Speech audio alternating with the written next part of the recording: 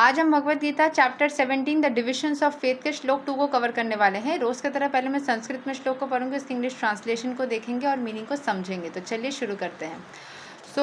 हम लोग क्या करेंगे ना, पिछले दिन जैसे अर्जुन ने पूछा था कि जो लोग भक्ति तो करते हैं बट भक्ति का जो रूल्स लिखा हुआ है बुक्स में उस तरीके से नहीं करते, स्क्रिप्चर्स को फॉलो नहीं करते बट वो भक्ति करते हैं, तो उसका उन लोगों का वो कौन से मोड में रहते हैं? क्या वो अच्छाई के मोड में रहते हैं, पैशन में या इग्नोरेंस में? तो ये लास्ट अर्जुन ने श्लोक नंबर 1 में पूछा था। तो श्लोक नंबर 2 में भगवान इसको जवाब दे रहे हैं। श्री भगवान उवाच त्रिविधा भवति श्रद्धा देहिनां सा स्वभावाजा सत्विकी रजसी चैवा तमसी चेति तम शृणु।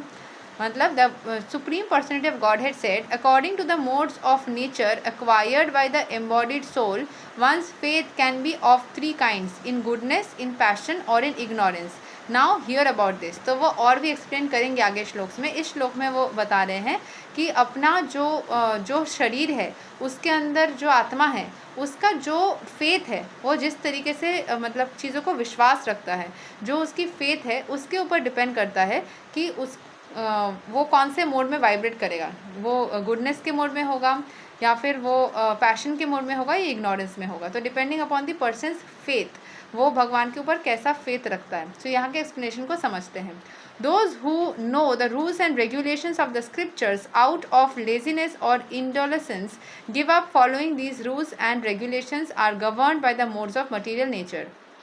तो जो लोग स्क्रिप्चर्स के रूल्स एंड रेगुलेशंस फॉलो नहीं करते हैं तो अभी उनके लिए बोला जा रहा है कि कौन से मोड में वो रहेंगे, लेकिन वो भक्ति करते हैं। According to the previous activities in the mode of goodness, passion और ignorance, they acquire a nature which is of a specific quality.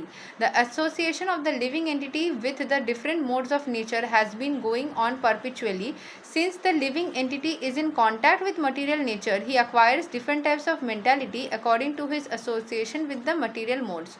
तो दुनिया में रहने के कारण जो यहाँ पे बोला जा रहा है कि अपने एक्टिविटीज़ के ऊपर डिपेंड करके वो गुडनेस, पैशन और इग्नोरेंस में एग्जैक्ट कुछ वो फॉर्म में ना रह के कुछ एक स्पेसिफिक टाइप ऑफ, मतलब उन तीनों में से कोई एक स्पेसिफिक टाइप ऑफ क्वालिटी वो अटेंड करता है। And association of the living entity with different modes of nature has been going on perpetually. अलग अलग लोगों के साथ भी वो इंटरेक्ट कर रहा है, अलग अलग मोड्स जो लिविंग एंटिटी है वो खुद बहुत सारे और लिविंग एंटिटी के साथ में मिल रहा है जो अलग अलग मोड्स में है। Since the living entity is in contact with material nature, वो मटेरियल नेचर के साथ में कनेक्टेड रहने के कारण ही acquires different types of mentality according to the association with the material modes.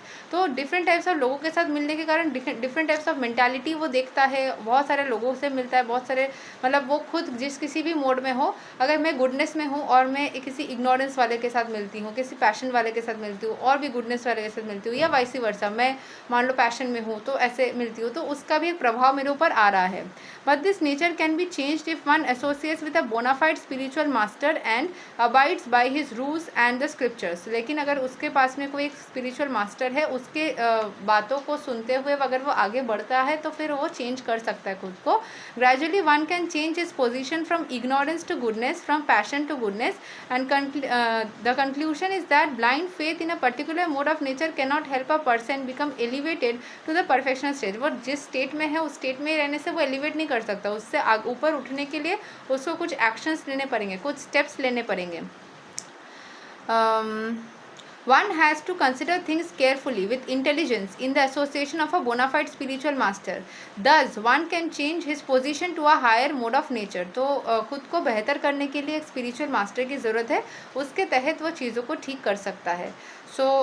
अपने आप को हायर पोजीशन में लेके जा सकता है। तो यही तक है श्लोक number 2 of Bhagavad Gita chapter 17। अगले दिन हम श्लोक 3 को कवर करेंगे। तब तक के लिए हरे कृष्ण, राधे राधे, जय श्री राम।